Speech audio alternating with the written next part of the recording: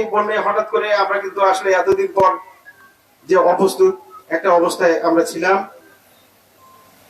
আমাদের মাননীয় সাংসদ হজে থেকেও আমাদের সাগাটা ফুলছড়ির প্রত্যেকটি ইউনিয়নের খোঁজ খবর উনি রেখেছেন। বন্যার পানি কি অবস্থা, লোকজনের কি অবস্থা, উনি সার্বক্ষণিক যোগাযোগ আমাদের সঙ্গে উনি রেখেছিলেন। আজকে উনি আপনাদের মাঝে উপস্থিত হয়েছেন। এখানে আমি একটি কথা বলে রাখি যে এটা শুধু যারা পানিবন্দী মানুষ, এই ত্রাণটা শুধু তাদের জন্য। আমাদের বাঁধের পশ্চিম পারে শুকনো যে এলাকা পানি ঢোকে নেই, সেখানে অনেক গরিব মানুষ আছে, কিন্তু তাদের মন খারাপ করা যাবে না। তার কারণ এটা এমার্জেন্সি ত্রাণ কার্যক্রম, এটা শুধু পানিবন্দী মানুষ। এমনও লোক আছে আমাদের এই বাঁধের পূর্ব পাশে 2 দিন হলো ভাতে খানা, তারা চিরা বা বিস্কিট, রুটি, টোস্ট বিস্কুট খেয়ে আছে। এটাই বাস্তবতা। সেজন্য আপনারা এমপি মহোদয়ের জন্য দোয়া করবেন, তিনি যেন আমাদের সাগাটা ফুলছড়ি এবং আমাদের গজারিয়া মানুষের উন্নয়নের জন্য কাজ করতে পারেন। সবাইকে ধন্যবাদ। আসসালামু আলাইকুম। ধন্যবাদ চেয়ারম্যান সাহেবকে।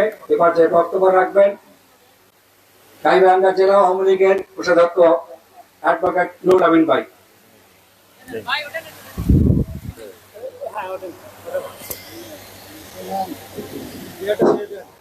কাতলাবাড়ি ত্রাণ কাজের গতকাল সভার সম্মানিত সভাপতি উপস্থিত আছেন আমাদের মাননীয় সংসদ সদস্য জনাব মাহমুদ হাসান রিপন ভাই,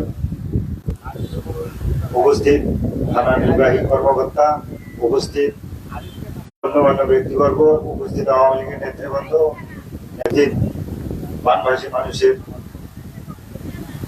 নেতাকর্মী ভাইরা, আসসালামু আলাইকুম। আপনারা এর আগেও আমাদের বাজারিয়ায় বা অন্যান্য ইউনিয়নে বন্যা হয়েছে, এবারও বন্যা হয়েছে। এটা কিন্তু আমাদের মানে প্রচলিত বিষয়। তাই এখানে আমাদের মাননীয় সংসদ সদস্য জনাব মাহমুদ হাসান রিপন সবসময় কিন্তু আপনাদের পাশে আছে, সবসময় উনি পাশে আছে। বন্যা এবং অন্যান্য যে সমস্ত খরা হচ্ছে প্রত্যেকটি ব্যাপারে কিন্তু উনি নজর রাখছে এবং আপনাদের পাশে আছে। আগামীতে অবশ্যই আপনাদের পাশে থাকবেন।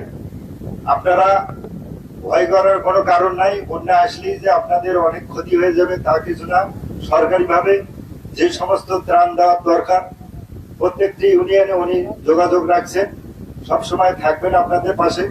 এবং আমি চেয়ারম্যান সাহেবকে একটি কথা বলবো, সেটা হচ্ছে আমাদের আওয়ামী লীগ সরকারের মাননীয় সংসদ সদস্য আছে, এখানে আমি চেয়ারম্যান সাহেবকে বলবো আমাদের যে সমস্ত বাজারিয়া নেতাকর্মীরা আওয়ামী লীগের নেতৃবৃন্দ আছেন তাদেরকে একটু সম্পৃক্ত করবেন, এই আশাবাদ ব্যক্ত করি।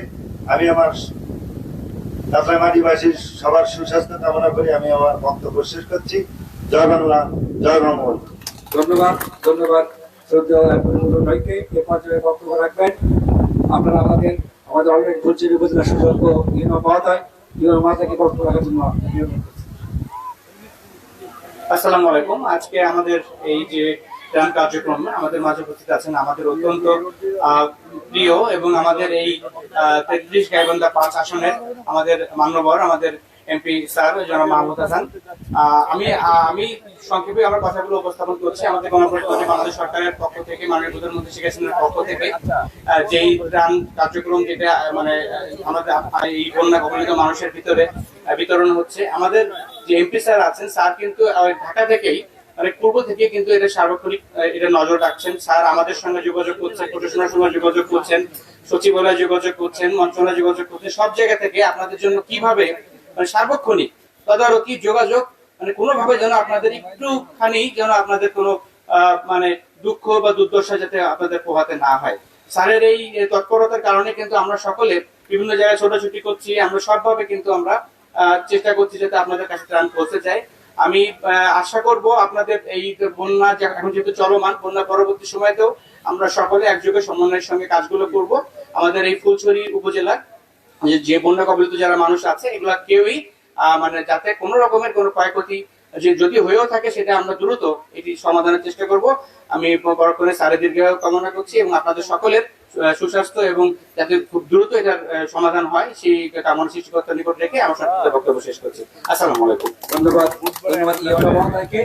এ পর্যায়ে বক্তব্য রাখবেন আমাদের প্রধান অতিথি, যার বক্তব্য শোনার জন্য এবং আপনাদের খোঁজ খবর নেওয়ার জন্য আমাদের মাঝে এসে উপস্থিত হয়েছেন, আপনাদের সুদক্ষকে ভাগ করার জন্য আমাদের প্রিয় নেতা, আমাদের ছাত্রলীগের সফল সভাপতি, আমাদের পরপর রূপারে নির্বাচিত এই সংসদ, আমাদের উন্নয়নের ম্যাজিক ম্যান জনতা মাহমুদ হাসান রিপন ভাই। জনতা মাহমুদ হাসান রিপন ভাই। আসসালামু আলাইকুম প্রিয় গজারিয়াবাসী। এটা হচ্ছে কাতলাবাড়ি, হ্যাঁ, জোনাকির মোড় আমার খুব প্রিয় একটা জায়গা। নির্বাচনের সময় বারবার এসেছি জোনাকির মোড়ে, বক্তব্য বিবৃতি গণসংযোগ এখান থেকেই আমি সব করছি। যাই হোক, আজকের এই অনুষ্ঠানের অতিথি আমাদের সুযোগ্য ইউনো, আসলে খুব বিনয়ী, ভদ্র এবং সৎভাবে তার কর্ম পরিচালনা করছে। আমাদের উপজেলার ইউনো সাহেব আছেন, আমাদের অ্যাডভোকেট নুরুল আমিন ভাই এই ইউনিয়নের সন্তান আছেন, আপনাদের ভোটে নির্বাচিত চেয়ারম্যান খুব ভালো একজন মানুষ আমাদের খুশু ভাই আছেন, নবনির্বাচিত ভাইস চেয়ারম্যান আমার ছোট ভাই ফিরোজ, এখানে আজাদ ভাই, তপন, বাবু, তারপরে আমাদের মিন্টু, আওয়ামী লীগের সভাপতি আমার শ্রদ্ধেয় মজদার ভাই, আমাদের বিদ্যুৎ এই আনসার ভাই চেয়ারম্যান আছে, সামনে আসেন আসেন, এই যে বেলাল ভাই আছে, মেম্বার সাহেবরা যারা আছেন, ইউনিয়ন পরিষদের সকল মেম্বার বৃন্দ, বাংলাদেশ আওয়ামী লীগের নেতৃবৃন্দ, আমার মুরব্বীরা, মা বোনেরা, সবাইকে সালাম জানাচ্ছি। প্রথম একটা কথা বলি, আপনারা এই যে বন্যা হলো, খুব কি বিপদ হয়েছে? খুব বিপদ হয় নাই। আর সামনের দিনে কোনো চিন্তা করবেন না, কোনো টেনশন করার কোনো প্রয়োজনীয়তা নেই। কারণটা কি বলেন তো? কারণ আমাদের একজন শেখ হাসিনা আছেন, আমাদের এমন একজন প্রধানমন্ত্রী আছেন যাকে নিয়ে আমরা গর্ব করি। এবং এই যে এত বড় একটা বন্যা হলো, আমাদের ত্রাণের কোনো অভাব নেই, পর্যাপ্ত ত্রাণ আছে। ইউনো সাহেব জানেন, বিশেষভাবে ত্রাণ মন্ত্রণালয় থেকে এই সাগাটা ফুলছড়ির জন্য, বানভাসী মানুষের জন্য অনেক বরাদ্দ দিয়েছেন মাননীয় প্রধানমন্ত্রী জননেত্রী শেখ হাসিনা। আমি কয়েকদিন ধরে এই যমুনায় প্রত্যেকটি ইউনিয়নে যাচ্ছি, বন্যার্থীদের পাশে দাঁড়াচ্ছি, ত্রাণ বিতরণ করছি, সার্বিক খোঁজ খবর রাখছি।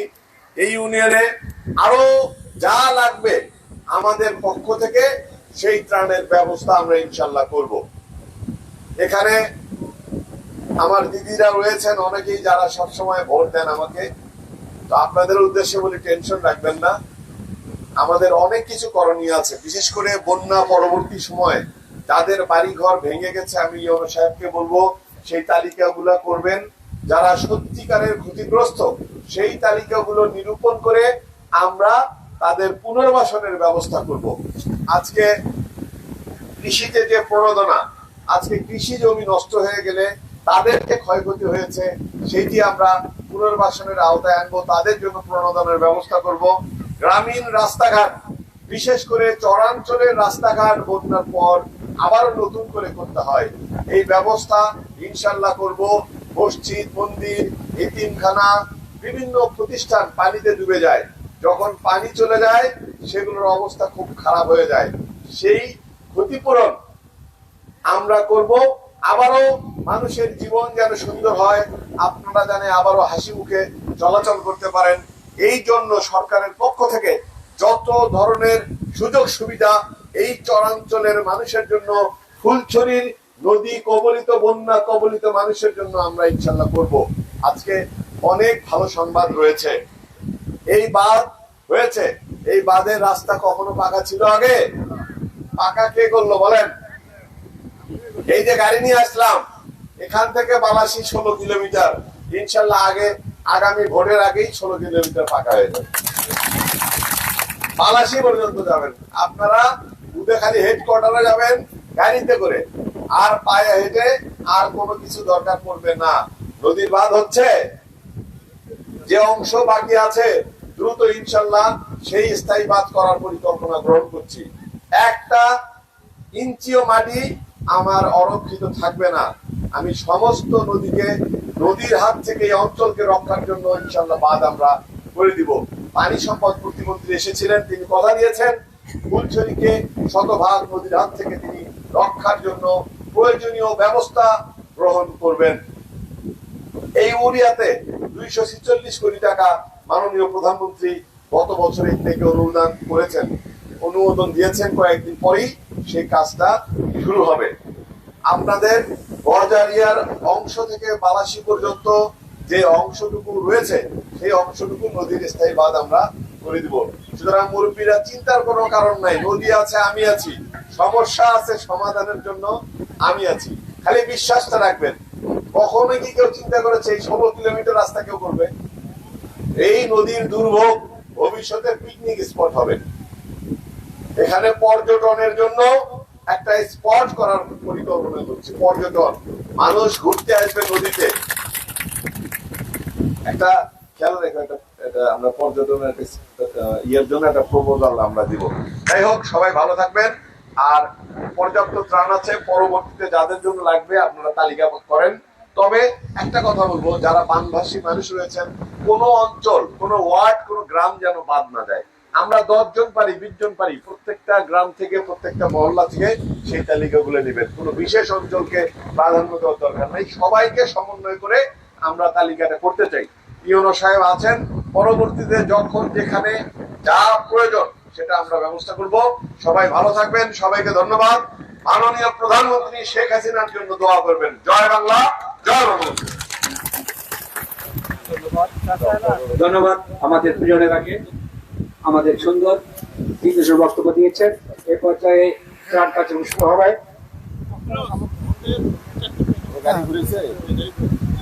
আপনাদের জন্য শুকনো খাবার, আপনাদের জন্য শুকনো খাবার, গুড়,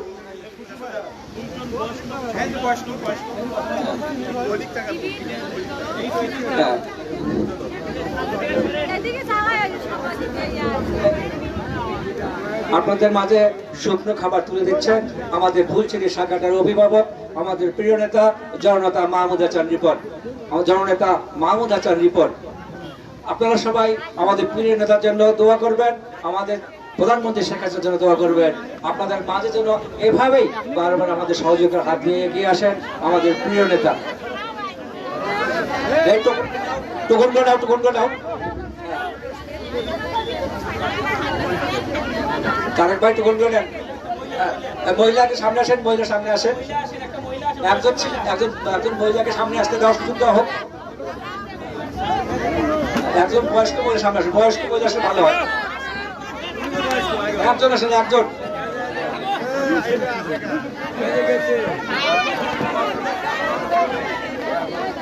আপনারা সবাই আমাদের প্রিয় নেতার জন্য দোয়া করবেন। আমাদের মাঝে যেন সবসময় এইভাবে আমাদের সহযোগিতার হাত বাড়িয়ে দিতে পারেন। আপনারা আমাদের প্রধানমন্ত্রীর জন্য দোয়া করবেন।